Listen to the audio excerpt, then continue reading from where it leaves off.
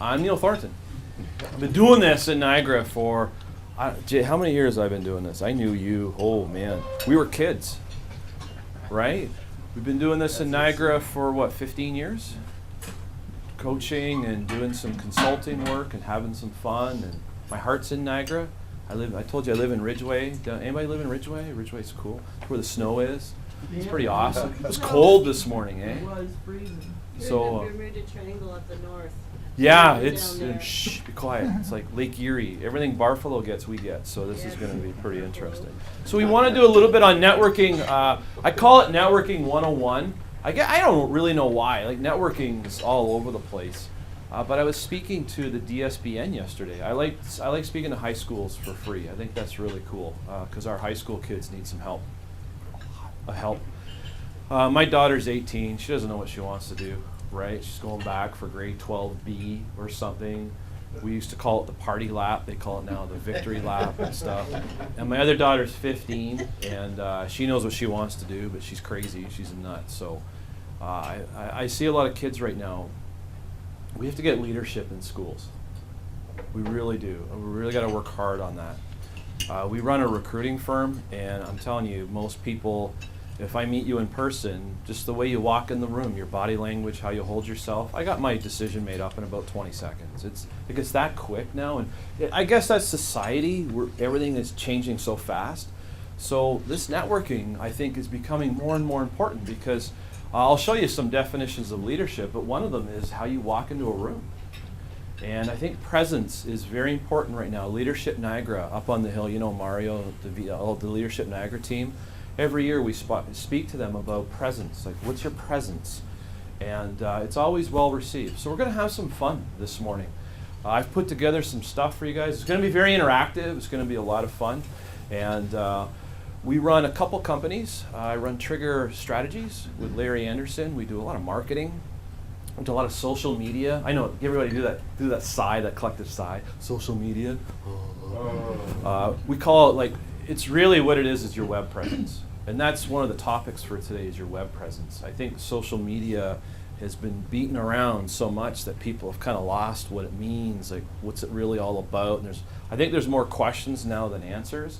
But really, the way I define it is, if I leave here today and Google you, and you're a business person, you're an entrepreneur, what will I find? And if I find nothing, you're in trouble. Because I don't Google your company, I Google you. And we run a recruiting firm. So when I have you on the phone and I'm interviewing you, I'm on your LinkedIn profile. And I look for how many recommendations you have. And that's really important now. And that's your online professional image. And I get a lot of weird looks when I start talking about this stuff, because like, what the hell is LinkedIn? And I told Martha now, I said, I'm beyond convincing people about social media. I don't do that anymore. You're either in or you're not. My fear is I know the people who are in it, and they're fast, and they're agile, and they're young, and they're not afraid, and they're doing things. You'll never catch them now in business. They're too far ahead of you. And I'm talking the difference between credit unions and banks. You see the difference? What the credit unions are doing, they're not afraid. They're out in the community. That's who they are. Is anybody here from a bank before I go in?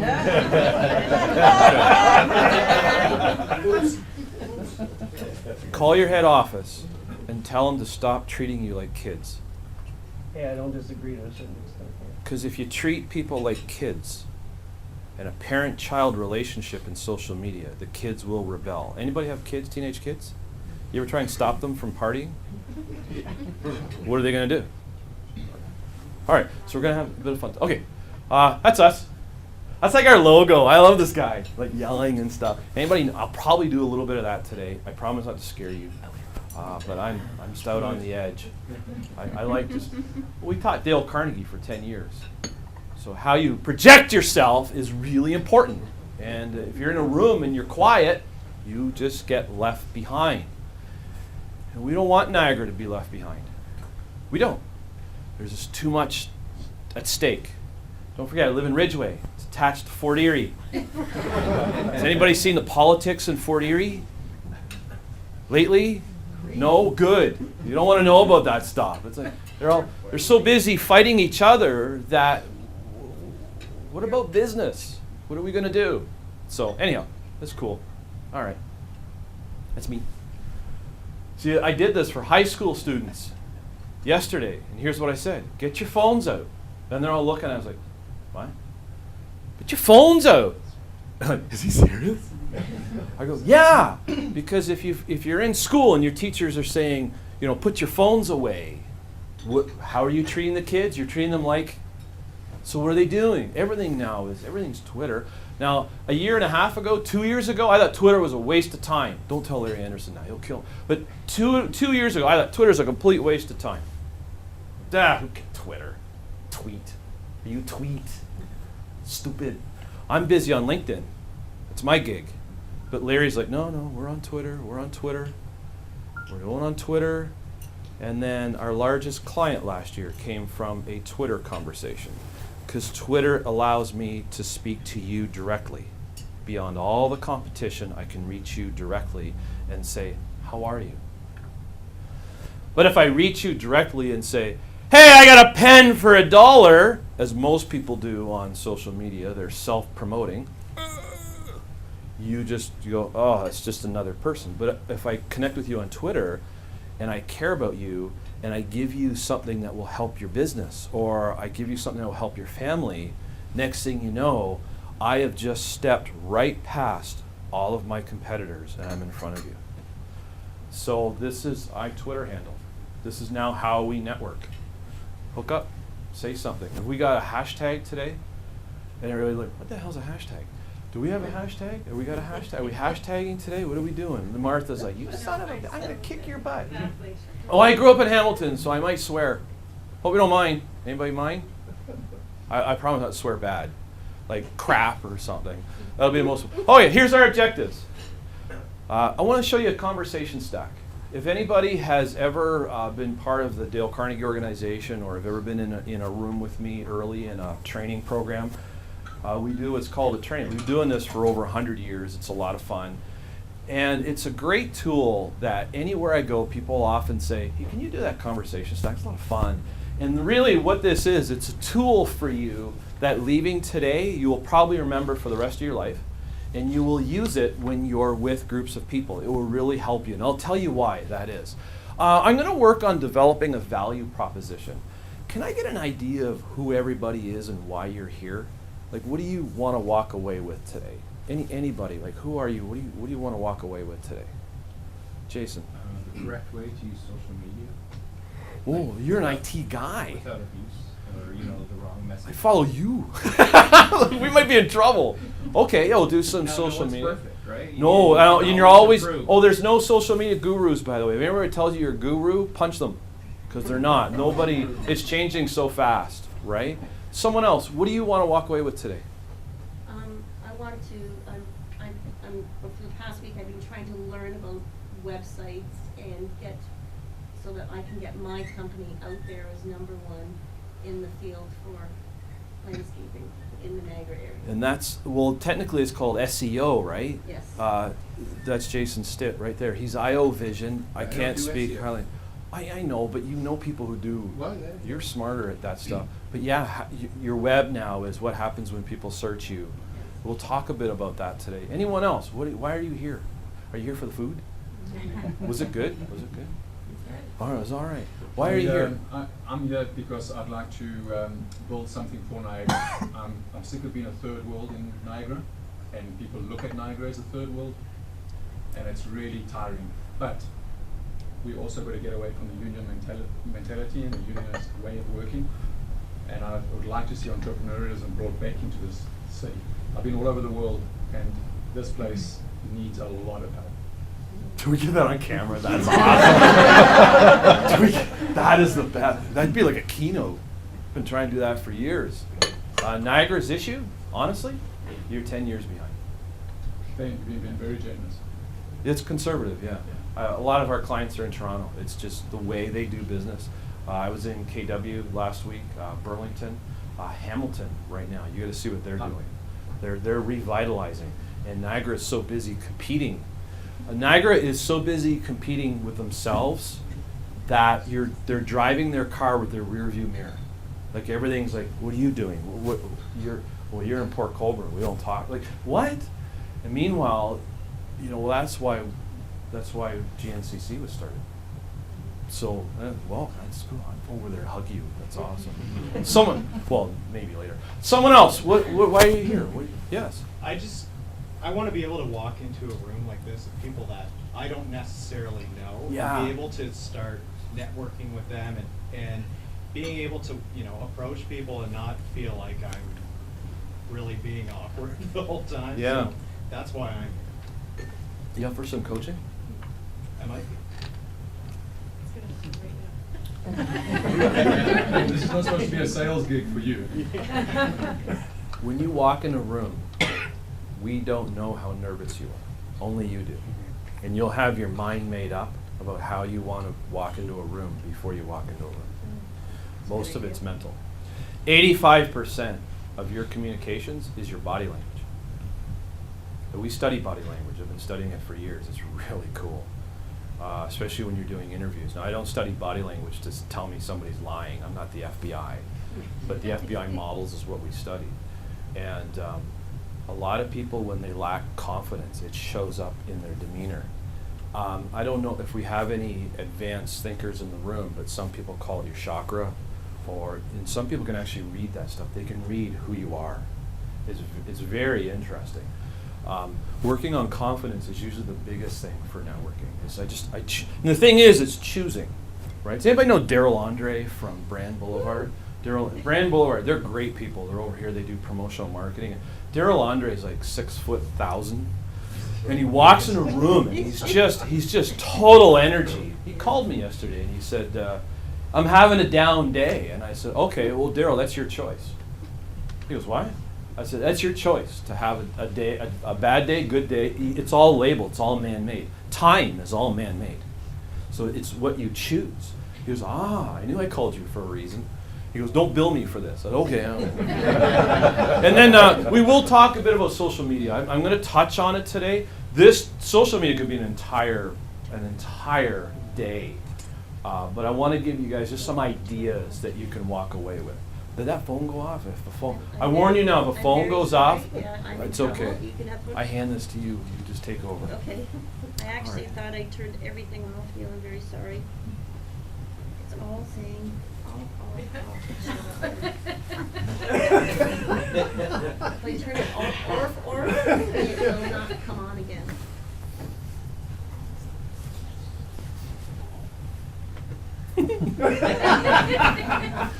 About a month ago, I spoke to about 500 real estate agents in Toronto, and I walked on the stage with us. And about 4 years ago, no longer than that, remember when the Conservatives lost the provincial seat? When Harris lost to McGuinty? And I talked to their delegation, they had about 2,500 people, and I walked out on stage and I had a chair. And they all think I'm a nut, right? But I walk on stage and I'm going to do what I did. I'm going to do for them I'm going to do for you what I did for them. I can't even talk today. It's because I'm on camera. Hi, I'm Neil. This is my chair. How are you? I'm Neil. This is my chair. You have a chair. Like we all have a chair.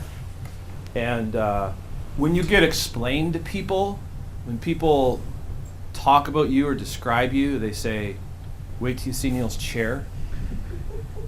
This is my history.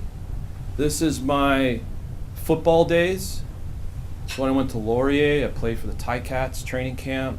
This is when all my school, this is my family, it's my kids.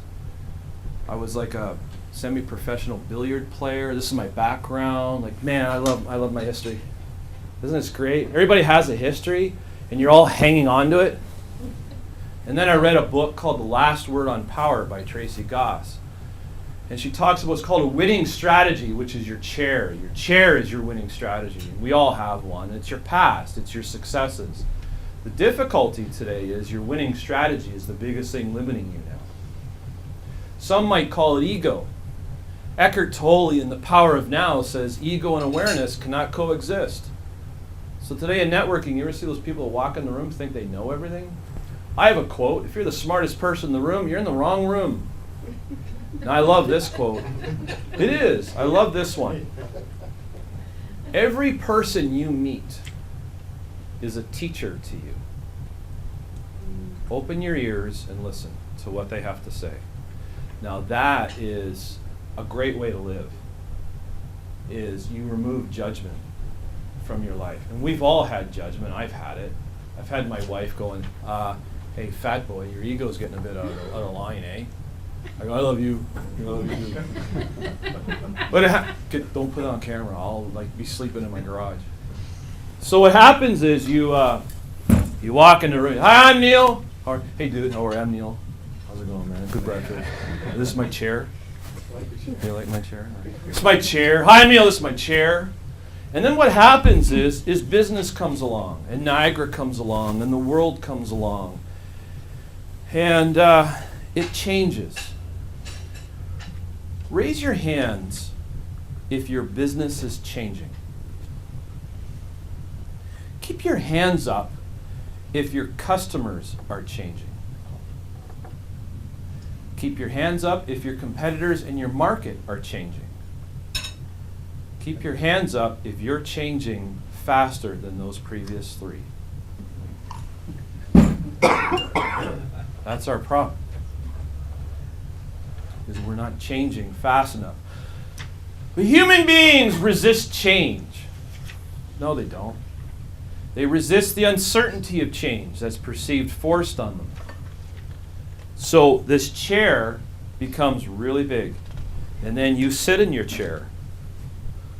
Oh, that feels good. Anybody have a comfortable chair? Anybody have their habits, the same chair they sit in every day? Anybody brush their teeth the same time every day? Anybody ever wake up the same time every morning? What is your morning time, by the way? We all have one. What time in the morning do you usually come out of your deep sleep? We all do it. What is your time? Mine is about 3:30. What's your time? 4? Yeah. What's your time? I love the students. They're like 10. But we all have a time. Anybody know that? Yeah. You all kind of have a time.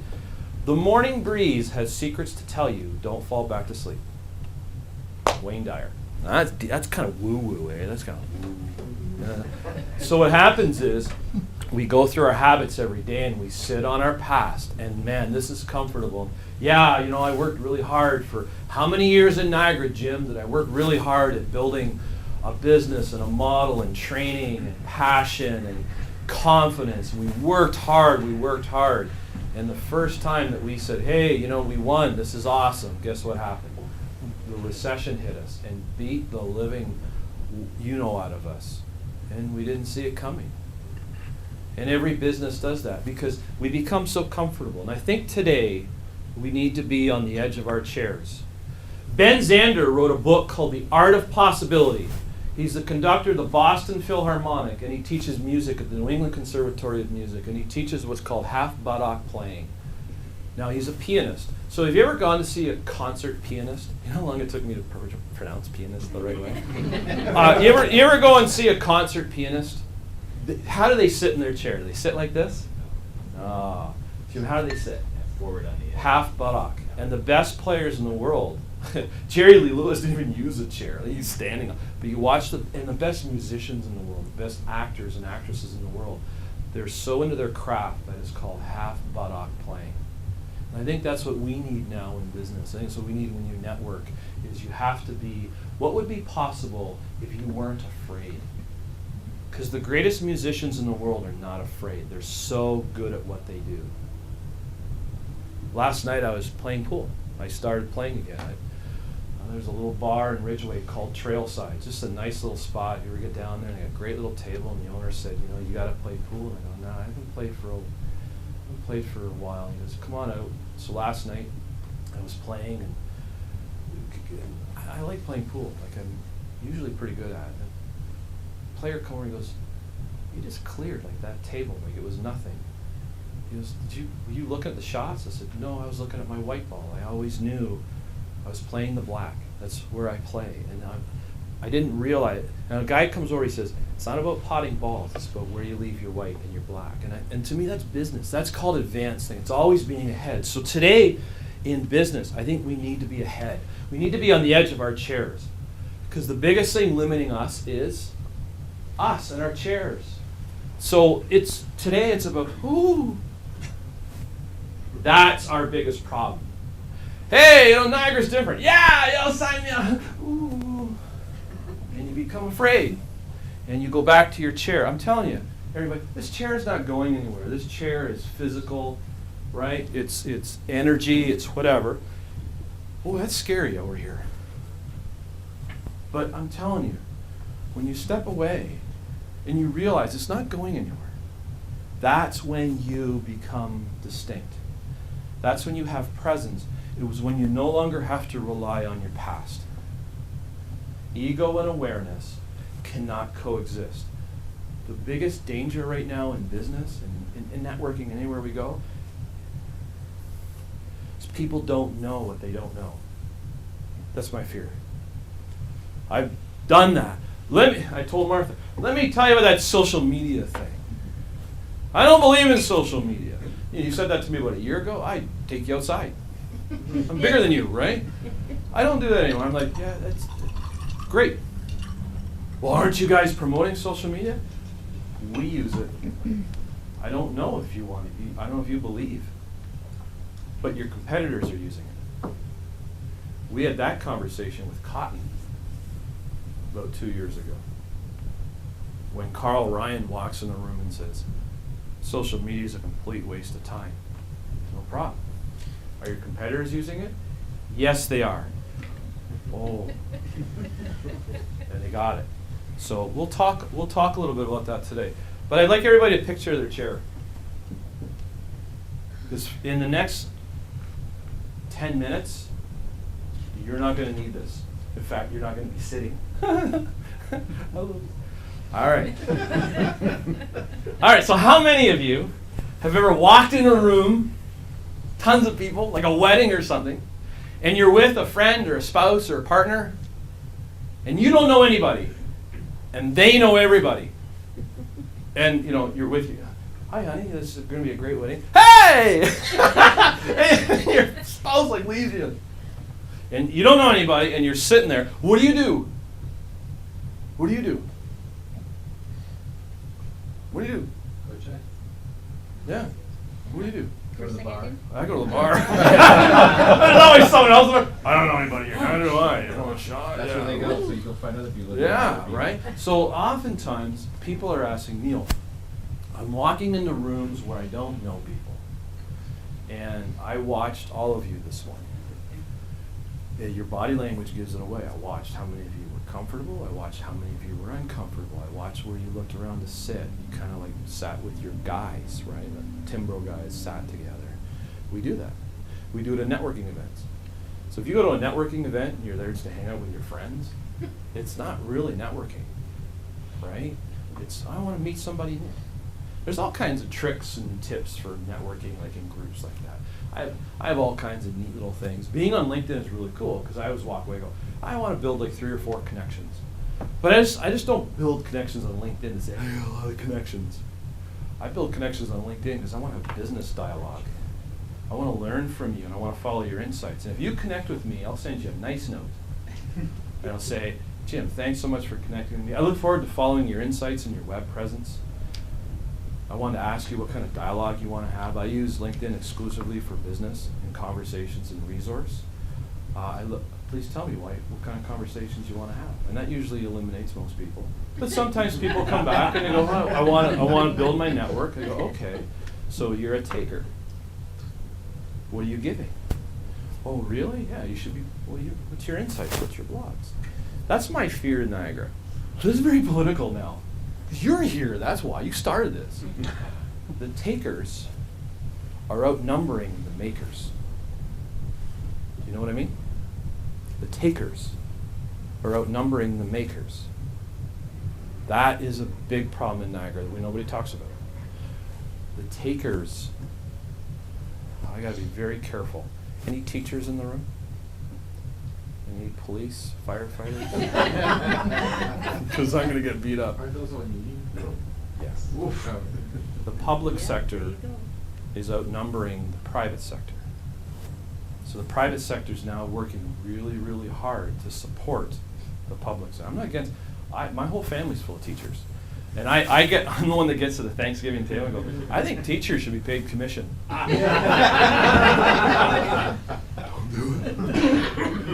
The nice part is my family agrees. My family agrees with me. They go, you know what? We have it pretty good. And there's a few that keep wanting more and more. But the system, the golden goose, just can't keep giving. And that's one of our problems. So I don't know why I got down that road. But I want to show you a tool. And I want to get you up on your feet. I'd like you to picture this. If you have any pens or anything sharp in your hand, you might want to put it down. Don't stab me. Keep my knife in my pocket. It's the length of this room. It's as long as this room. It's 3 feet high. It's a triangular brass nameplate. And your name is written on the front of it. How high is it? 3 feet. And you notice that teetering on top of that brass nameplate is this beautiful white brick house. It's gorgeous. It's a great big house. And on the front of the house is this huge glass pane window. And inside the window is a man and a woman, 2 kids, a yellow lab and a chocolate lab. I like my lab.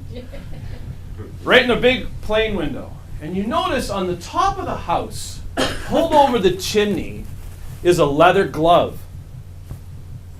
Honey, did you put that up there? No, it's been up there. This is leather glove, and it's pointing up.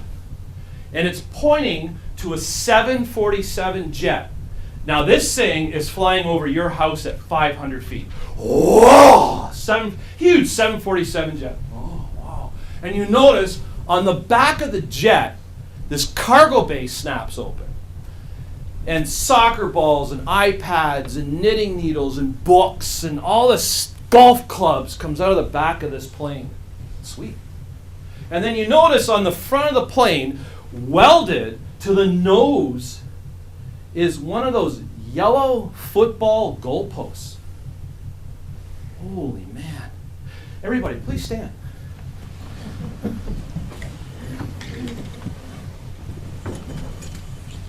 I want to hear from everybody.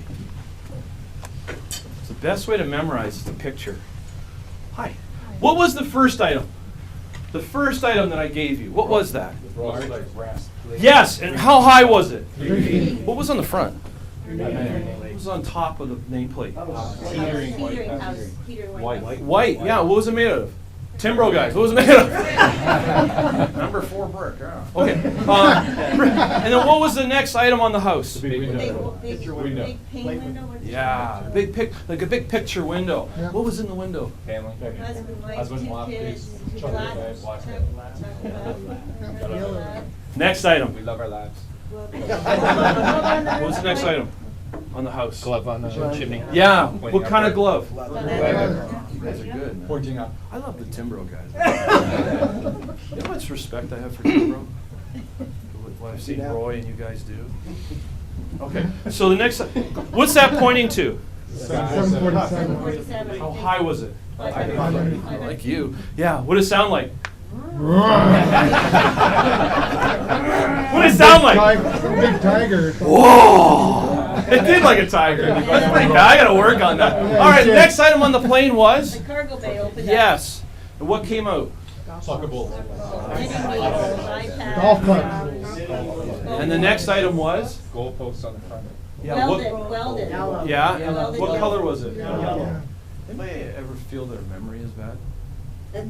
Yes. Well, you just memorized about 20 things. In what, about a minute and a half? Not bad, pretty cool, eh? All right, so let's do this. You're meeting somebody new. What was the very first item? What are they? Name. When you meet somebody, what do you do? Hi, my name is. My name is Sal. Shake their hand. Have you ever had this? I get this all the time. Hi. My name's Neil Martin. Look at Tim! Excuse me? Yeah. A lot of times when you introduce yourself, the problem, do you anybody have trouble remembering names? Yeah, my name is Neil. There, you'll never forget my name. Right? But why can't we remember somebody's name? Because we don't pay attention. We don't pay attention, we don't listen. We're usually so busy when we meet somebody new. Here's what we're doing. Hi, what am I going to say? What am I going to say? What am I going to say? What am I going to say? What am I going to say? What am I going to say?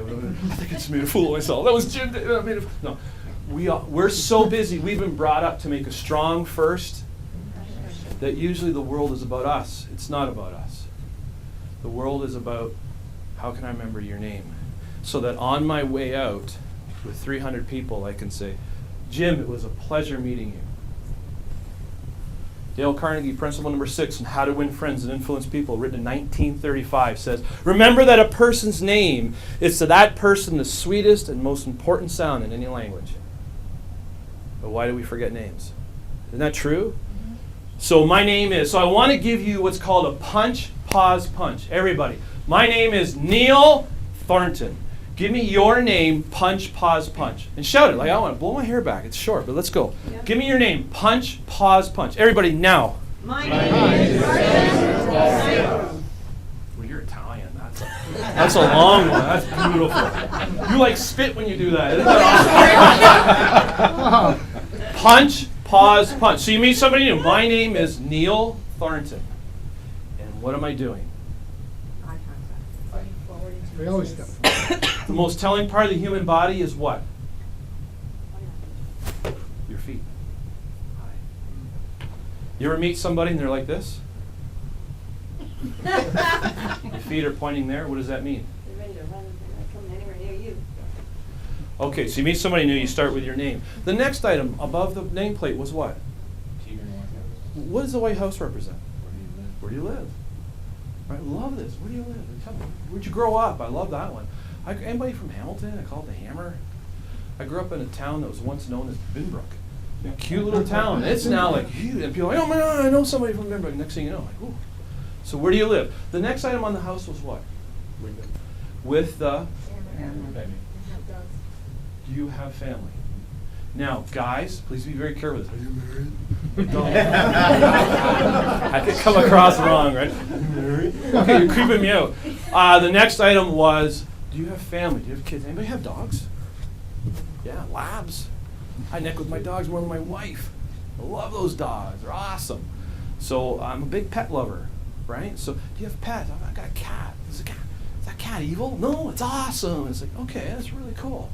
So that was family. Now the next item on the house was what? Leather glove. A leather glove. What does that represent? Where do you work? Now, very important. Ladies, you don't have to listen to this because you get it. Guys, I don't know why we do this, but it's always like, so what do you do? What do you do?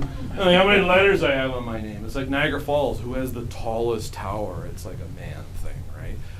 I don't know why guys do this. Ladies, you never do this. Your ladies are the best. I love your purse. Oh my God, you're awesome. Women, guys, pay attention. Women are better at this than we are. Way better. They're better at warming. They're better at approaching. They make great executives. Now, here's what bugs me.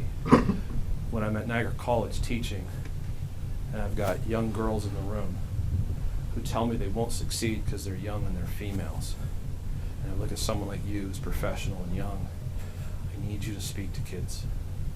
Because a lot of the girls, they're limiting themselves. The best business people I know are women. Sorry guys, it's true. I'm married, like, yes dear. They're really good. So women get this better. But the work glove is later in the stack for a reason. Because if someone comes up to me in a networking and says, what do you do? I'm usually weird. I go, I'm a gardener. What do you grow? People? It's hard. Anybody ever have a tough time telling people what you do? We're going to do that today, by the way. Value prop, it's hard. So the glove is pointing to what? Here, 747. What does that represent? Travel. You love to travel. Tell me, where you been? You've been around the world. I could have lunch with you. I'd just sit there and stare and I'd drool. It'd be creepy, but it'd be like, I'm really interested in that. That's really cool. I was in Berlin 3 weeks before the wall came down. Now, that was a cool trip because we went to East Berlin. We saw the difference between the two. And then I was introduced to German beer. That's how it ended. Like, so, do you travel? Now, the next item on the stack is my favorite. It's the, yeah, and everything. What does that represent? What are your hobbies? What do you love to do? And anybody golf? Horrible at it? Yeah, Jason Sco, you know, like, I hate golfing with really good players because I feel like, I'm gonna take your ball. I didn't mean to hit you. So, you know, what are your hobbies? What do you love to do? Now, the final item is very important if you get this far with a conversation, is what on the front of the plane? What are your goals? Now, when I'm coaching, I'm usually going to tell me about your goals. But if I'm coaching you and I walk in your office and I say, you know, what are your goals? You're probably going to go, oh. You're trying to gain my cooperation, but you haven't built rapport, trust, and respect. So a lot of consultants don't get that. They come in and go, look how smart I am. Nobody cares how smart you are. I learned that lesson the hard way. Nobody cares how smart you are. They care about what you can give them. A lot of consultants need to know that. Because they're, well, I've got a 5S SWOT model. Who cares? Go back to university. Go get your MBA again, because you need it. And go take a class in leadership, you bonehead. I got to build rapport with you. You're from White Meadows. I've worked with your sons, right? I love White Meadows. Anybody been to White Meadows? And you go burn the maple leaf, and you have maple syrup dripping down your. I love that stuff. Those little hard can. I'm telling you, I'm driving up there after this. I'm coming up because you reminded me. I got to get to White Meadows. Okay, so the stack is what? Everybody, you start with your name. Next one is where you live. The next one is do you have. The next one is where do you work. The next one is do you travel. The next one is what are your. And finally, what are your goals. Awesome. Please find a partner whom you do not work with, live with, or know this morning. Please do that now. Find a partner. Go on, move around the room. Say hello, shake a hand.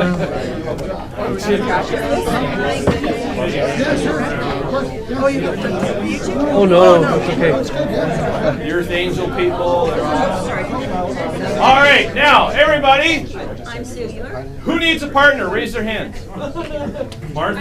I know Simon, but that's okay. It's okay, you can work with Simon. I don't know if you can help Simon, but try. All right, so here's what we're going to do. I'd like to give you about 5 or 6 minutes. I'd like the two of you to work each other through the stack. There's no formality to this, but just, I love this stack. You know, what's your name? Where do you live? Where are you from? You know, do you have family? You know, I have kids. Do you have any kids? Oh, yeah. Oh, I'm divorced. Okay, get off that really quick. Okay. But watch what happens as you work through this. I'm going to give you about 7 minutes for a reason. Okay. Are there any questions? All right, have some fun. Talk to your partner. Do a square dance.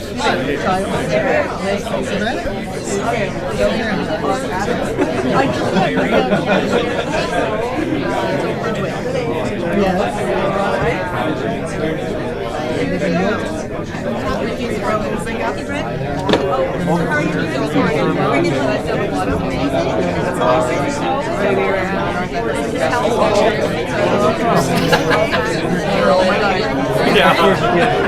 That one could be a little sightseeing. Well, you never know,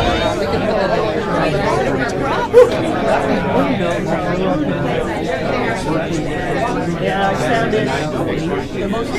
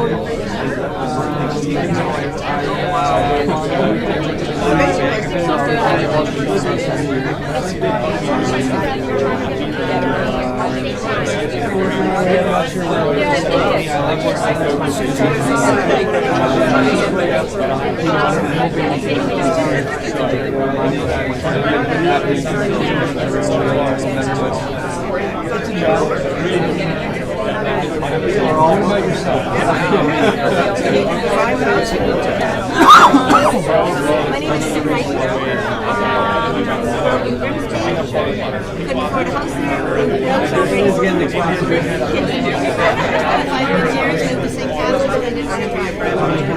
I have 2 children, 2 grandkids. I'm married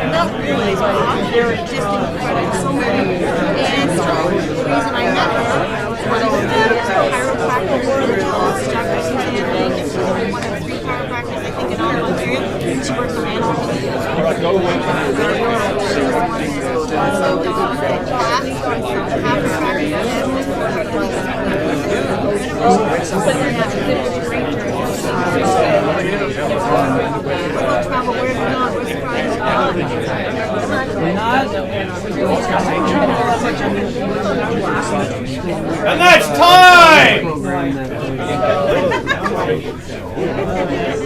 Can't break you guys up. All right, please find your seats.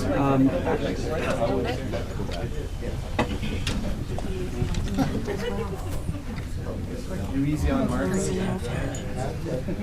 Thank you very much.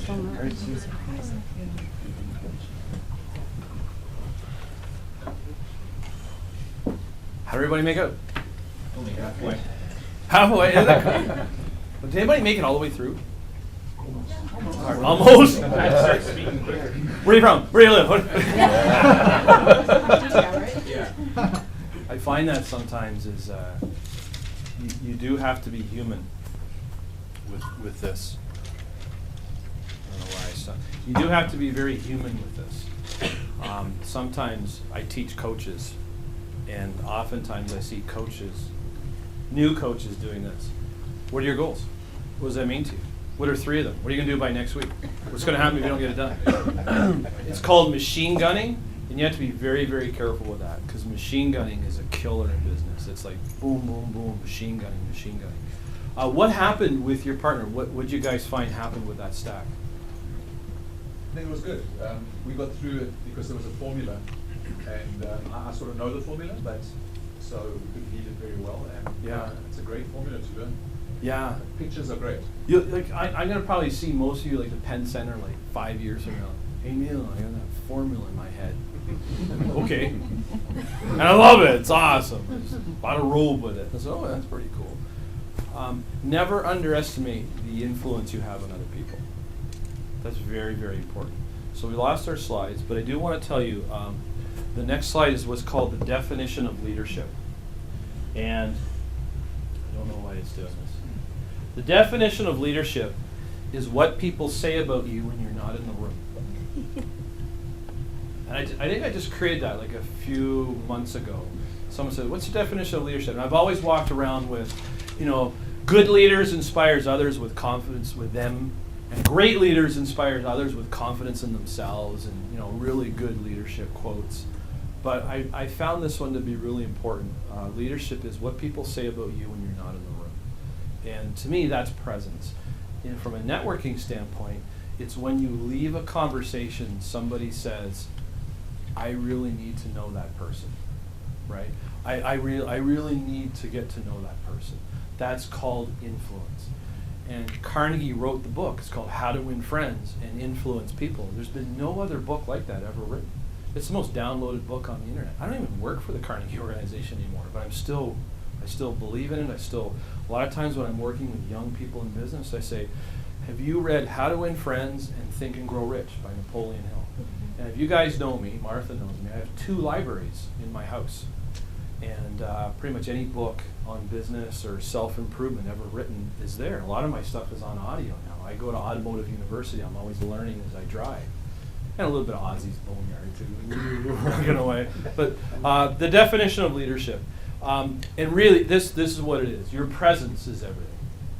And a lot of times they're not teaching this in business schools, and anybody who's been in business for a few years, and you know this, is always working on what kind of an impression do I leave? What's my presence? What is my presence? How do I know? This one's tough. I'm just going to move ahead to a quote. Do you really know how you show up on stage? How you show up in front of others? How you walk into a room and the impression you're leaving? If I could compel any of you, do the best to find this out. Your ego won't let you understand the true you. It just won't let you. It's called the mirror. The mirror lies. That's not new. It was written in The Art of War by Sun Tzu 500 years before Christ. There's 3 levels of paradigms of being. I gotta get a woo-woo. Can I get a woo-woo? Woo-woo. This is deep. All right. This is the 3 levels of paradigm of being and existence. Number 1 is, the first paradigm is what you see when you look in the mirror. And that is not you. The mirror lies. That's like a Queensryche song from 1985. The mirror lies. But it's true. A lot of people look in the mirror and they think that's how the world sees them. Has anybody ever seen themselves on video? I'm 400 pounds on video. I'm using it as an excuse, right? But the mirror is how you see yourself. That's not how the world sees you. That's the first paradigm. The second paradigm is how other people see you. And that's a story going on about you. Right now, as you're sitting in this room, there's a story going on about you with your customers and your market, your family, and they're saying something about you. And there's a term I've used for years called automatic listening. Everybody make an okay sign, hold it up in the air like this. Put it right here in your chin. Yeah? Where's your chin?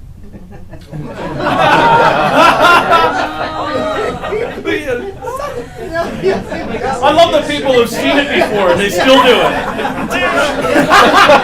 it. Why do we do that? We do that because we listen with our eyes. So automatic listening is the story that's made up about you before you walk into a room. It's when you walk into a meeting and they go, oh, here comes Jim, let me tell you what he's gonna do. He always does this. That happens all the time. And I see it in meetings all the time where someone will say something, and as human beings, we compare and contrast what they're saying to what we already know. Oh yeah, we tried that marketing once. Remember 5 years ago it didn't work, so your idea doesn't carry any merit. Thank you. We want your opinion, we beat it out of you. Okay, let's keep moving. Oh, here come the marketing people. Watch, they're gonna be crazy again. They're doing drugs in the back. Well, they're the accountants, they're all the geeky guys sitting in the corner. Oh, the IT guys. They're all like people in bat caves and they wear funny glasses and they're like, don't poke them because they're all psychotic, right? That's what's going on in business. We label people, we label conversations. We gotta stop doing that. Because there's a story made up about you and that's what other people are saying. That's not the real paradigm. The third paradigm, the real paradigm of being, is the difference between how you see yourself and how other people see you, and you being comfortable with who you are, who you're being. Are you a human being or are you a human doing? Because too many people are just too busy right now. My new line when people ask me how I'm doing, you know what I used to say? I used to say what most people say. How you doing? I'm busy. How pathetic is that? What was it like? Look how successful I am. You don't care. Neil's an idiot. Who cares? Like, you know what I say now? How you doing? I'm balanced. Really? Yeah.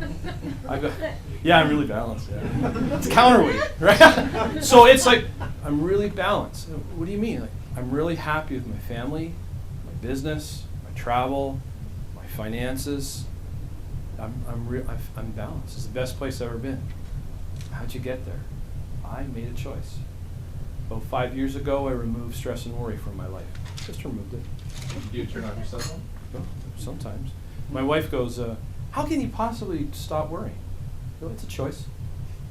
Do things bother you? Of course they do.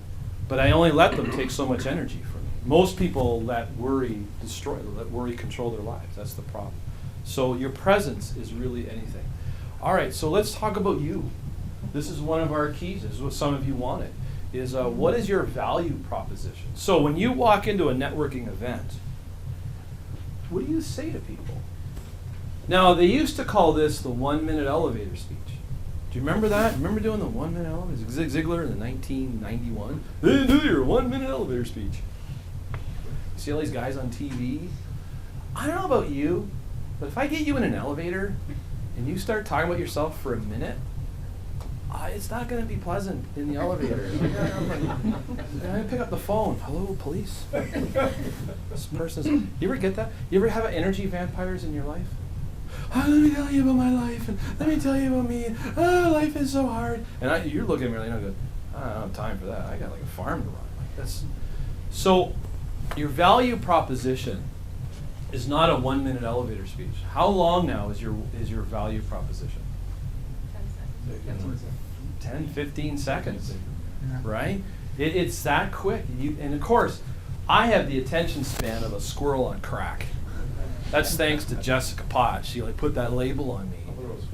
I don't know. It's like, yeah, I got the attention span. What? And to me, the value proposition has to get my attention quickly, including emails, including letters, including marketing. And I often tell people, you're going to send a resume to me, and I'm doing interviews. If your resume looks like everybody else's, do you know what the HR people tell me right now? You know how much time they spend on a resume? About 3 seconds. It used to be 8. About 2 years ago, it was 8. Then what happened is we decided to hire a marketing coordinator for a small zoo out in Niagara, and we averaged over 100 resumes a day. That's a lot of resumes to go through. Most of them are crap. There's the same old resumes. Toronto, I want a video resume and a LinkedIn profile. That's how we're hiring now. You don't have those two, you're not even considered for a job in marketing, business, sales, VP. That's the rules now. What? A video resume? Yeah, it's easy to do. Ladies and gentlemen, Mr. Jim Wall. There he is, right there. You can do a video resume for you in about 15 minutes. He's awesome. We use him all the time. That's my plug. Right? That will not get He's got iPhones. The whole room is iPhones, right? You could take a beautiful, sorry, Jim, but you could take a great video And to me, that's the way the world is going. And I Google you, and what do I find? I image search you, what do I find? And I love the kids, they're like, image search, like, doing some party. That's me doing a kegger stand. I go, okay, come on with me. We'll talk about that today. He's a good people person. So your your value proposition, here's the definition. A value proposition is a clear statement of the tangible results a customer receives from your products or services. Now this could be B2B or B2C. You're all different environments, but it's really when you talk to somebody, what can you do for me, right? It's focused on outcomes and stresses the business value of your offering. Now, before everybody gets like, this is boring, like DJV loves this stuff, right? Because they're all like crazy accountants, they love this stuff. This is very business focused. Some networking you're going to do, like if you go to a United Way dinner or the Niagara Wine Festival, you don't have to do all this. I'm usually talking to, this is a business after 5, there's business people in the room, that's my world. So you can relate this to your world. The landscaping people, you guys are salt of the earth. Your best value proposition is visual pictures of what you've done. That's your world, right? So examples, web marketing. We help retailers increase their online sales conversation rates up to 58% and their average order size by 25%. That's what we do. If you're a document management, we help distributors reduce their order to cash processing costs by an average of 67.2%. You don't be that technical, but at the same time, they increase customer satisfaction. Trigger strategies, we help you grow your business faster than you can because we get you out of the way. Oh, that's cool. Well, what do I do? Well, you work on your business. We'll work in your business. Our last client, we have a client in St. Catharines. The industry average is down 20% in promotional marketing. They've been up over 45% in the last 5 years by using our coaching. Oh, really? Tell me how you did that. Wow. Now, when they say, tell me how you did that, that's when you go into, well, we specialize in getting people focused on clear goals, working on a very clear mandated marketing strategy that's laid out. We do what's called a marketing and touch campaign.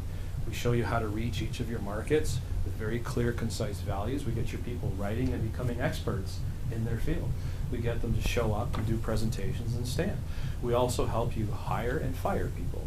We are called executioners for a reason. Sometimes we have to take people for a walk because they need it. That's one of the problems in Niagara. We've had some people hanging around too long. We also help you work with the millennials, the new generation coming into business. They all expect instant gratification. They've all been driven around in minivans their whole lives. We also help you deal with the 65-year-olds who aren't retiring out of business right now. And how do we keep them relevant and let them leave with a sense of respect? You don't treat them bad because they turn 65. Most people now are working till they're 70, 72. We help you manage your finances in your business because the average Canadian is spending $1.40 for every dollar they make. It's a big issue right now. And then we help you. We coach you one-on-one. We don't hold we don't hold anything back. We coach you because no one else in this business is having real dialogue with you. We have to help you get past yourself. That's how your business grows. Any real business entrepreneur will tell you, I'm like a professional athlete. I get coaching because the biggest thing limiting me is me. So your value prop doesn't have to be that big. It's like, what? But I would never start with that because Jim, you'd be like,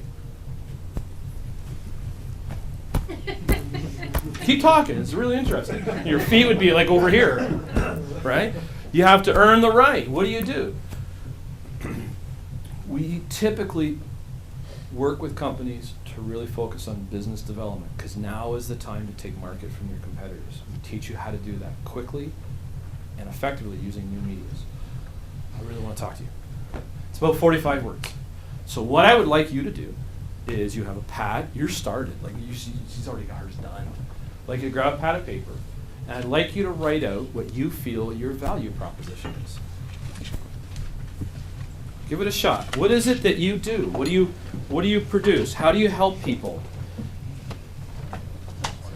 Now remember, when you say it, it's bragging. When other people say it, it's proof. So right now, think about your website. How many testimonials are on there? If I go to your LinkedIn profile, how many written recommendations do you have?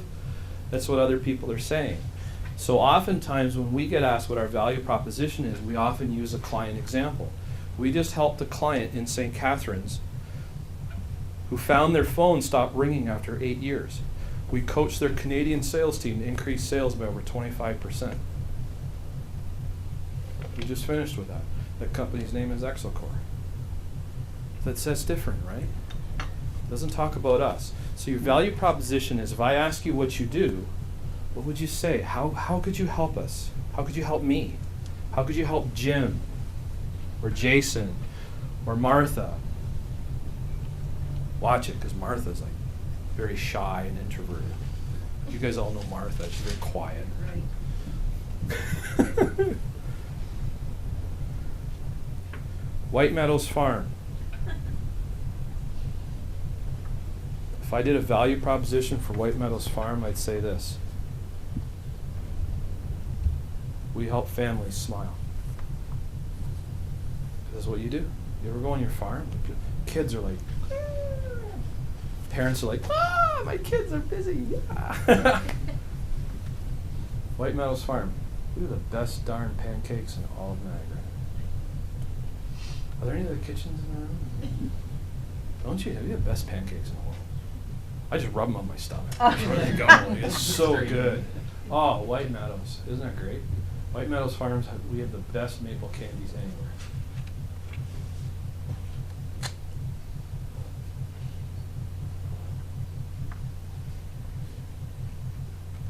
Timbro. We helped George build a world-class dealership in Welland. Isn't George great? Aren't they great people there? What are you thinking? You're looking at, this is hard. Niagara Enterprise Center. Wow. What do we do? We get you in the market fast. We get you up and moving. Solid, proven advice. Hundreds of consultants, hundreds of hours of experience. You don't have to write yours, because I already heard it from Jim. Oh. You have to meet this girl. She's awesome. But you still have to write it. Because I don't remember it. Jason, IO Vision. Oh, we take care of the risk that you could care less about. He's technology, man. I hate those technology people. They come to my office and they blue screen everything, and I'm like, oh man, you guys do it so easy. We make it worse after we leave. We make It's worse after we leave. We put viruses in your people. So your people don't come back, that's cute. Landscaping. This is my favorite one. We make your neighbors jealous. Because that's the Joneses, right? Isn't landscape a cool business? That's really cool. Okay, everybody's got their value propositions? Everybody's got them? You got it? Martha, what are you doing? You're laughing. Okay, everybody, please stand. Always laughing. Please stand with your value proposition in your hand. Woo! All right. You ready?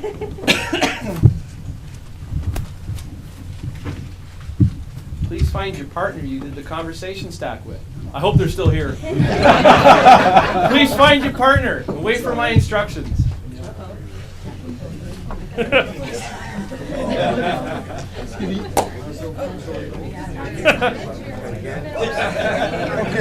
right. Okay. Are you ready? Couldn't get through it. Sorry, Jim. Okay, now here's your coaching. No offense. If you can't see it, it's crap. Did I destroy that? I did, eh? My great grandfather. If you can't see it, it's crap. So, any buzzwords, anything doesn't mean anything. We help our customers grow SEO presence. Why? What does that mean? Your value proposition has to be nice and clean and very direct. We tend to use big fancy words. Most websites are all big fancy words. Nobody has the attention for that anymore. Most websites now are video for a reason. Why? Because the newer generations, that's what they do. They don't read. They don't do copy anymore. Websites aren't copy anymore. They're clean, crisp video, bang. Give me what I need in about 5 seconds or I'm going to another website. So your value proposition is the same. It has to be right down bang. We work with customers, or last week we had a customer who told us that we built them an unbelievable garage and we did it under their budget. We're really proud of doing that for our clients. That's very clear, concise. Watch words. As we go through this, I'll coach a little bit of your words. But can you practice your value proposition with your partner? No giggling and no physical contact. Okay, please begin. Practice with your partner. Okay, let me take care of your third-party logistics needs so you can concentrate on growing your business.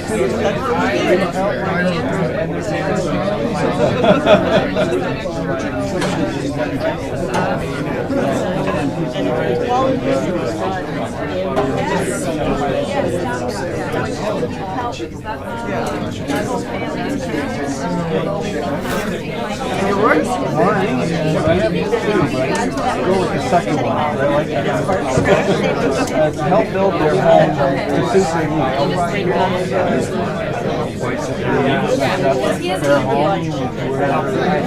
And that's time! Okay, now, take your value proposition, go find another partner. Go do it, grab another partner. A threesome. Jump into a group. Right. Move around. Nice to meet you.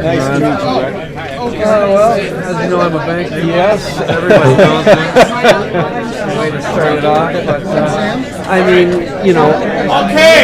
Aside from just working in a big bank, like I like making my customers financially better off. I don't provide solutions. All right, everybody. I'm just going to help my customers. Practice it So it's really again. just about Practice it helping them and again. their family, Do it again. Yep. Myself, I'm a renovation builder, or a home builder,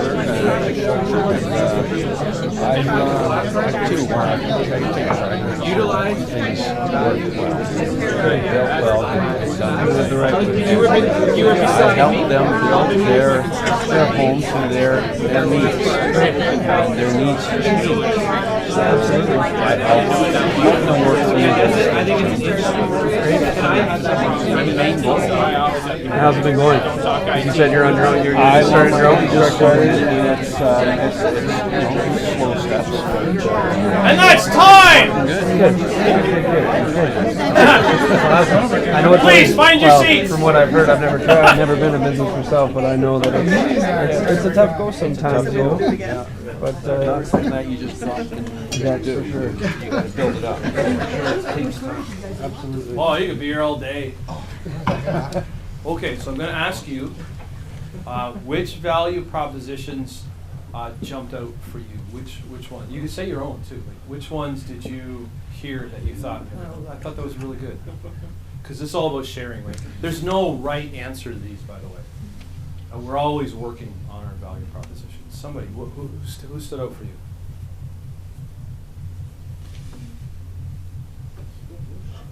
I think Sanders was good because it made me want to ask more. Tell me more about that. Sarah, what did you say?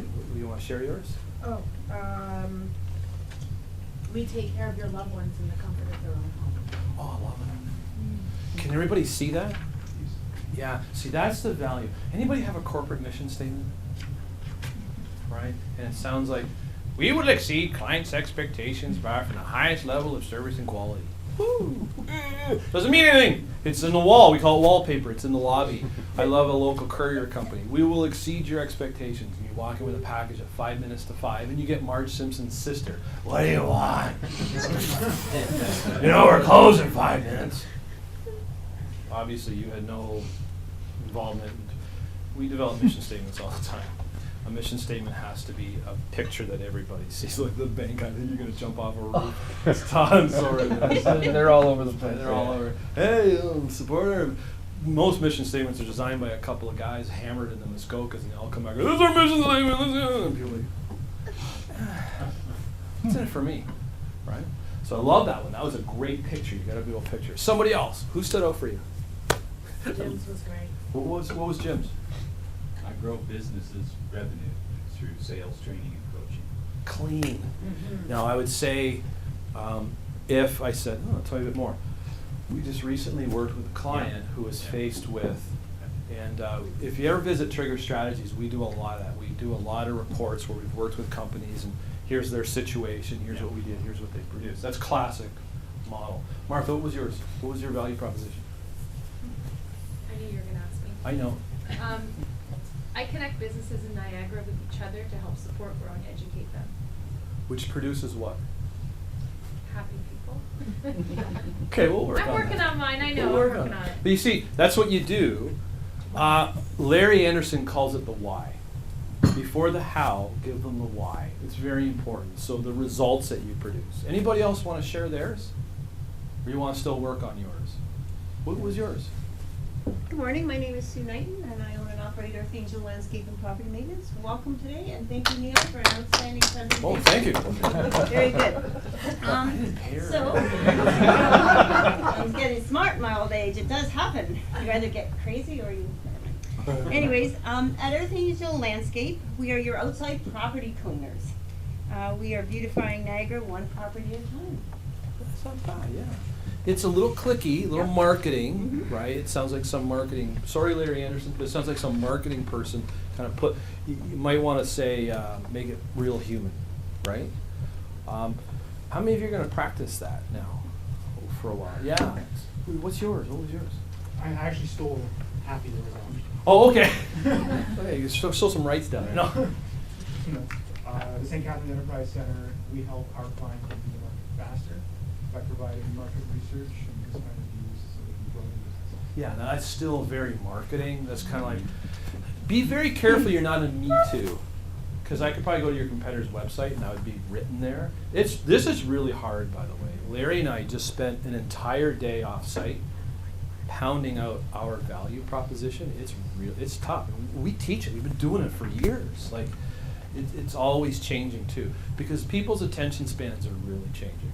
But that value proposition will determine your success or no success in a networking event. And try and get a value proposition that elicits that, oh, that's very interesting, tell me a bit more. They're giving you a reason to go into full detail, right?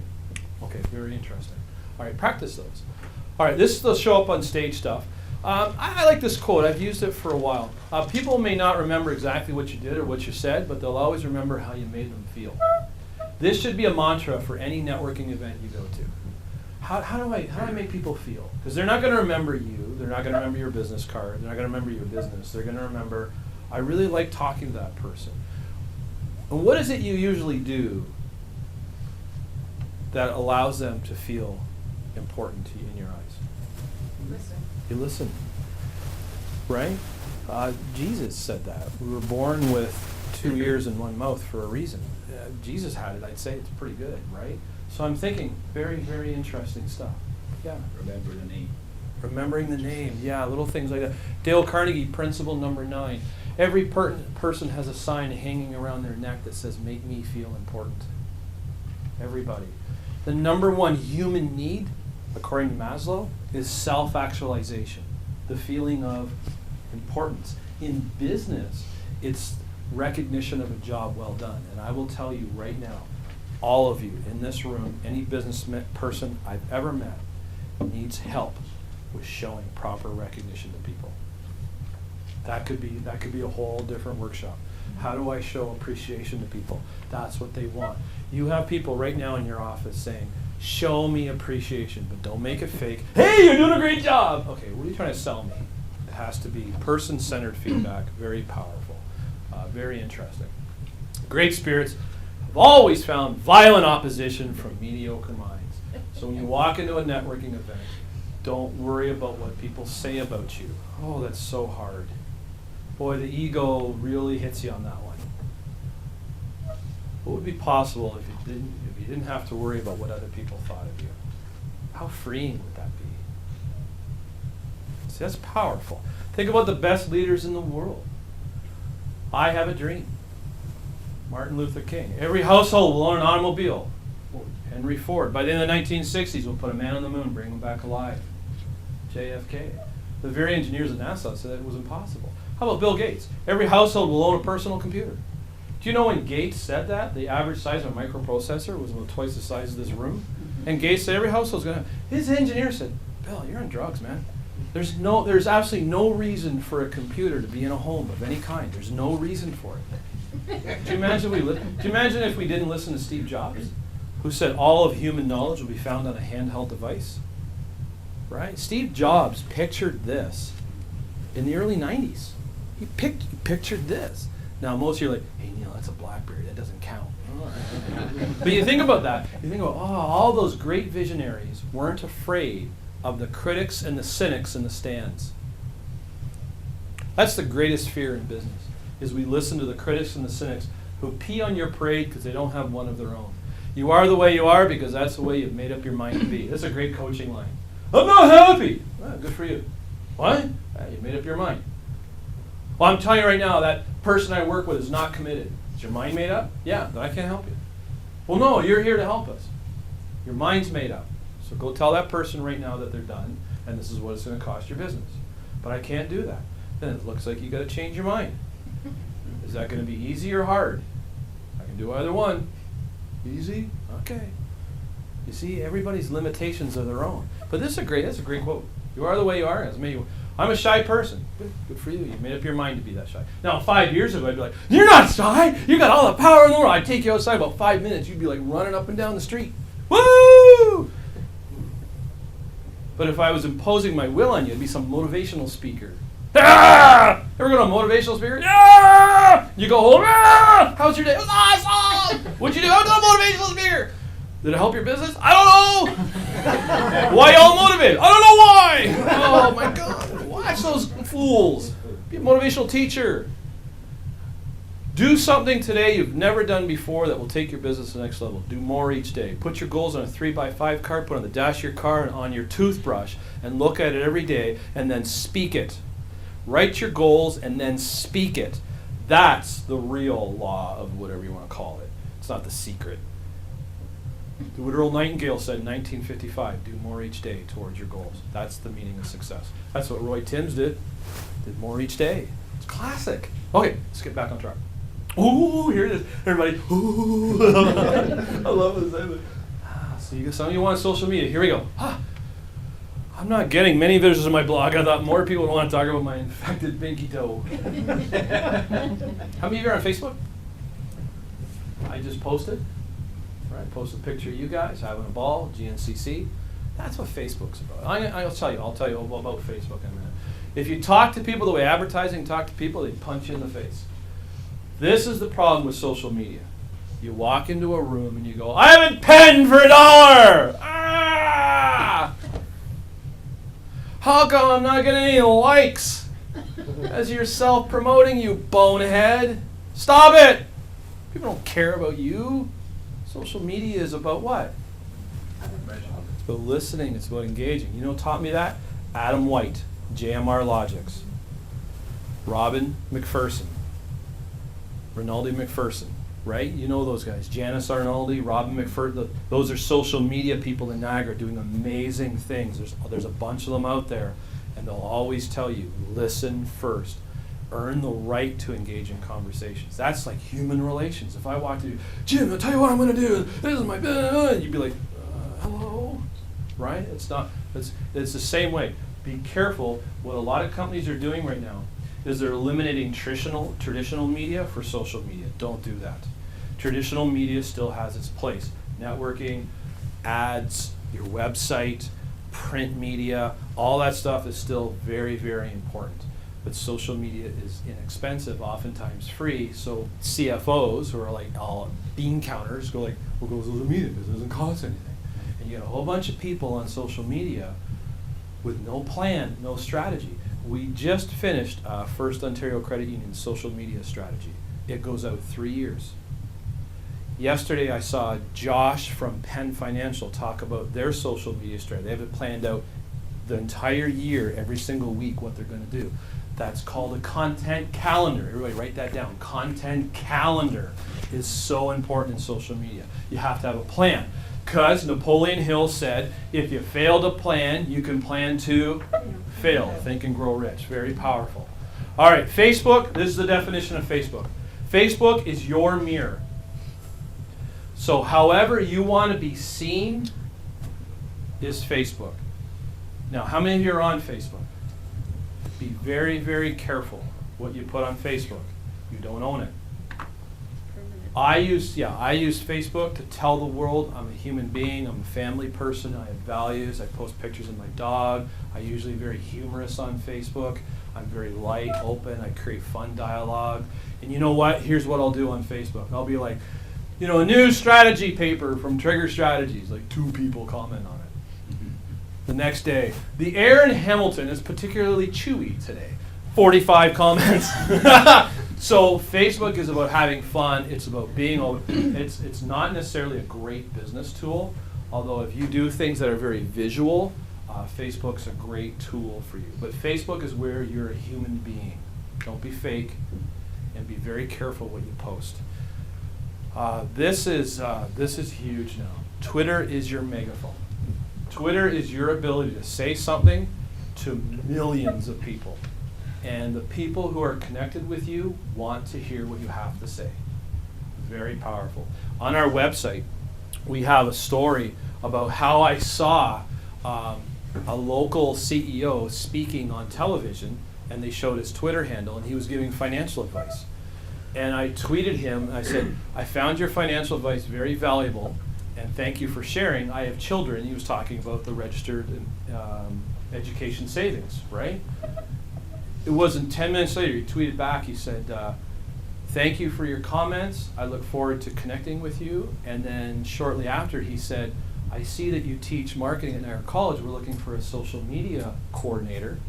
And I said, let's connect on LinkedIn. And we emailed, and that's now our largest client. That was all from a Twitter dialogue. Because it allowed me to get right. You think he would have picked up the phone if I called him? No, absolutely not. So Twitter is your megaphone. It's a great way of communicating directly with people and also shouting out. It's called hashtags. I don't know if you guys all know that, but the number sign gives an event a name, and then I can go in that event and see what everybody's saying and connection. It's a really tight dialogue.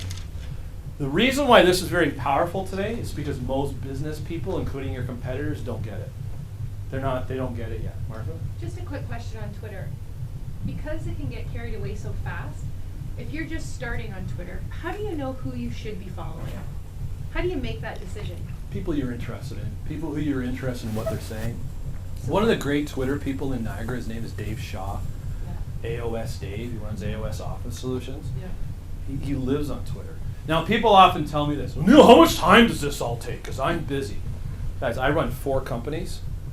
My social media takes me about, Jim, what do you say, a half hour a day? I communicate with millions of people. So, you know, but that didn't happen overnight.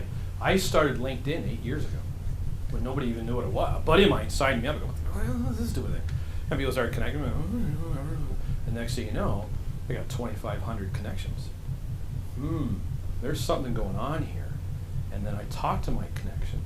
And I do things that my competitors haven't even thought of. So I'm dialoguing with people. My competitors are like, I wonder if we should do a print ad. No offense to the print ad people, because I love like Adam Shields would probably hit me, but that's a powerful media. But you got to think of new stuff. You got to do print media. You got to call Adam Shields. You have to be in the business link. If you're a business in Niagara, you got to be there. That's how people see you. But there's other dialogues going on. There's younger generations who don't read. So how do you got to mix it all up. So Twitter's your megaphone. This is the future.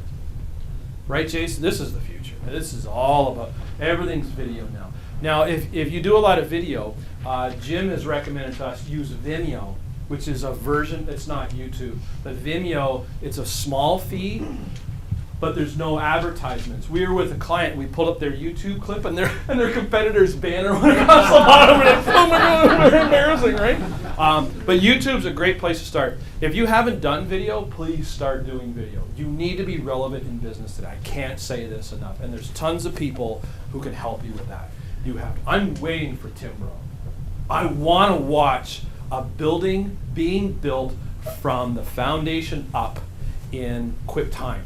I want to see cranes, and I want to see, because you guys do amazing work, but I can't see it. Tell Roy, we got to do video. He'll be all over that because he's very progressive. This is my baby. I love this one. LinkedIn. How many of you have LinkedIn? How many of you are on? Oh, I love you guys. I love you guys. You should be posting something of value every day on LinkedIn that your market wants and needs. Caution. Oh boy. If you copy and paste other people's work, be prepared to lose the business to them. You should be making your own content and posting it. Now, here's the rule. Grab a piece of paper and write down, what are the top 20 questions my customers ask me?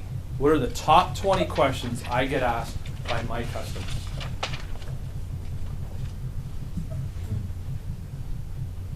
If you begin to answer those questions, that will give you content for about the next 2 years on social media. So what's the difference between slate and brick? What's the longevity of both of them? I'm considering doing irrigation. What's the difference? What's the best lawnmower to buy? Right? You know what I get asked more than anything? My first question is, do you have insurance? And are you covered by WSIB? Because that's the big thing right now, that you must have that. Well, that's fear-based. Be careful. That's You have to answer that, but Yeah. that's not a sales question. No, but that's a question that most of my customers ask. How many of you are in sales? Oh, shoot. Okay, let's try it again. How many of you are in sales? You're all in sales. You're selling yourselves every day. If you go to a client and they go right to, how much is this going to cost? Or I want the lowest price. They see you as a product peddler. They do. If their conversation goes right to price, you have not given them any value. You should be kicked. If they go right to price, and that's another seminar on sales. It's very powerful. Say that again. If the seminar on sales, if your customers ask for the lowest price, they see you as a product peddler, not a value provider. Okay, can I ask you a question? Sure. How do you handle it? Because we come across tons of people who put a proposal 1.5 inches thick. Yeah. And they'll just go to the last tab because they know that's the price. Good. Don't give them the last tab. Yeah, my boss won't let me do it. So That's it. there's a lot of people out there that are like that way. Yeah. If they do that, you have to earn the right to prep them for that ahead of time. They have to know your value. Your business is the lowest, well, I work with the heavy sewer water main guys. The lowest price gets the bid. It's dangerous, right? This is very competitive. That's a very dangerous business model. Your model is you can add in stuff, but if they go right to price, don't give it to them But that's until the they're region. ready. Hmm? That's the region, Jerry. That's the city of St. Catharines. That's the town of Welland. It's the That's Here we Niagara go. Falls. Yeah, it's the thinking, right? We produce those banners. Yeah. We don't get any work from any of the region hardly because the first thing they want to know is how much it is. So when they go right to the price, how do they see you? They view you as another. You got- But Neil, could she, just thinking, if she knows who is going to look at that price tab, Yeah. should you build on working the relationship with that person so that instead of them always going to the tab, they look at whose name is on it Yes, unless you're first? dealing with a purchasing person, which is that's a whole different world. Yeah, like you try to build that relationship, but there's always somebody above saying, that's too much. At the end of the day, people still like doing business with people they like and they trust. Oh, of course, I agree with you wholeheartedly. And also, I get asked to do RFPs all the time. I don't do RFPs. It's too much work. I don't like losing control over my percentage of making money. I just don't like it. So I RFP, what does that mean? request for proposal. What is it? Request for proposal. And we've gotten a number of them. Actually, we've gotten a number of them lately from some very large employers in Niagara, to which I cannot tell you who they are, but they've asked us to do an HR audit, and we've politely said no. And they go, why? Because that's not what we want to be known for. We're not witch hunters. What's going on in Niagara right now? There's Niagara. We can have a whole dialogue about Niagara. It's fun. But your online credibility. LinkedIn's your online credibility. I will, if I'm ever dealing with you if you're doing business with me, for me, if I'm interviewing you, if I'm looking at your business, I will pull up your LinkedIn profile and I go right to your written recommendations. Skills and expertise, those are quick clicks. I like to endorse Jason Stitt. Those are quick clicks. They don't mean a lot, but if you've got about 500 of them, it tells me you know enough people who think you're good enough at this. I've gotten some that I'm like, I don't even know that guy, and he's endorsing me for I that. know. Like, To me, I have you're 85. endorsing me, Yeah. which is cool, but you don't even know who I am. How can you even I be know. doing that? The written ones in my LinkedIn profile, I have 85 written recommendations. So if someone says, "Oh, you guys are consultants, give me some credibility." Well, here's my LinkedIn profile. Go take a look at what some people have said. Oh, that's wonderful. Like it's trust by association. It's trust, and you wrote something, I think, for me. I hope so. I know Jim had swear words and everything. So anyhow, LinkedIn is your online resume. It's your online credibility, and it's you. It's not necessarily your company. It's you. Now, you could represent your company, but it's still you. Right? I think that's still important. It's the me in business. It's time to get human again. In the future, the success of any business will depend on how it utilizes this database and network, and that's why I like LinkedIn. LinkedIn is my database. I'm 2,500 strong. It's not bad. And I get this a lot. Neil, how did you possibly know 2,500 people? Well, I taught Dale Carnegie for 10 years in Niagara. I worked with over 500 businesses. I personally coached over 2,500 people, and I got to know their lives and their businesses. And quite frankly, do I know 2,500? No, but I probably know about 2,000 of them.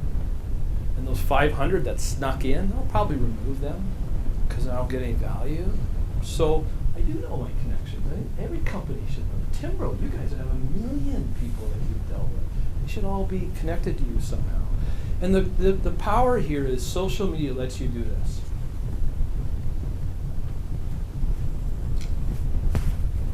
That's all it does. Facebook. It's a touch. No, not a poke. I think poke is creepy, actually. This guy poked you. Great marketers know how to poke, not push you, they know how to poke you. So that every couple of weeks, you see something from me. Whether it's a letter, an article, a blog, I found something, it's a quick little post. Here's the best poke for you. Took the family to White Meadows Farm this weekend. What a blast. You have to try the pancakes and maple syrup. I wrote that about you on Facebook. Wow. You take that and repurpose it. It's powerful, right? So it's your database. What's your database saying about you? Now, this is a fundamental business rule. This has not changed in 100 years. It's just the media has changed. That's all. It's just a different media. Social media is not the whole media. It's just a different kind of media. Right? You still need a Rolodex of some kind or a CRM. Does anybody have CRMs? Also known as salespeople hate these. Why do salespeople hate CRMs? Because they don't like to be contained. Yes, and they see it as Big Brother. So the issue is not the CRM, it's how it was positioned. Most CRMs are this. Hey guys, salespeople, we got you a CRM so we can follow your call lists. And salespeople go, oh, you treat me like a kid, are you? I was going to do something else, but I'm on camera. Yeah. Right? Mess you, right? No, that's not the way it works. Has to be salespeople. Do you guys want to double your sales? You guys want ways to really grow, and you guys want ways of really reporting what you're doing and staying on track of all your contacts. If you've got 500 contacts, there's no way you can call all those people. I want to create a tool with you that together we can help you grow your income. Oh, great. That's how you position. But most people aren't doing it that way. I don't know why. Oh, what happened when I Googled you? Do that. Do that tonight. You want to have fun? See this little thing up here called images? Go to images and Google yourself. That sounds bad. Google yourself. But you go into images. I right now am competing. This is so much fun with Neil Thornton. He's a comic in I think Boston. He's funny. Like he's a really good comic. And him and I have been battling for top spots in Google for years. But it's really cool. But it's really just the two of us. Now I know Neil Thornton is not an average name. If your name right now is Elvis, you're probably going to have a tough time being up in Google.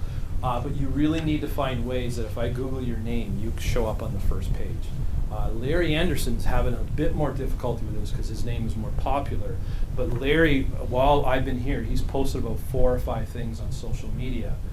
The new Google Analytics looks for that action, and that's what moves you up in the ranks. Remember the olden days when you design a website and you have to put down business coaching. We're business coaching and business coaching Niagara. Niagara business coaching is doing this because business coaching is, you had to use the keywords, and Google's like, look at all the words, and they put you up. And then out of nowhere, I don't know when they did it, they go, oh, we're going to change the rules. Blue! You're like on page 15. We got calls going, oh my God! I go, well, what have you been doing to renew your website? Hello? Hello? Larry, we got a problem, right? Someone's passed out. Because the media has changed. You have to be active. And again, you start answering those 20 questions, you could be very active very quick. The landscape view, I can't think of enough things you guys could do. IT is huge. Accounting's a bit tougher. Banking's a bit tougher. I know it's a little bit harder, but you can do it. You have to have permission to do it. And that's the tough part. We don't have time for this, but I wanted to just throw it out for you guys. I think this is important for each of you to answer this. Yes, a 5? Yeah. What do you want to be known for, and what steps can you take to raise your influence within your team, within your community, or even online? This is usually a starting question we ask any business that we work with. Is, so what do you guys want to be known for? And some businesses are, hey, we are a leader in Niagara. We want to grow into the States and overseas. Okay, well, we can work on that. We have a greenhouse client we're working with right now that their market is New Jersey. Why? I don't know. But it's New Jersey, and that's where they're going. So it's called a route. Anybody in trucking, it's called a lane. That's their lane. That's where they want to go. So doing local marketing doesn't make any sense to them. So this is a great question for you guys as a team. What impact are you going to have? That's for you.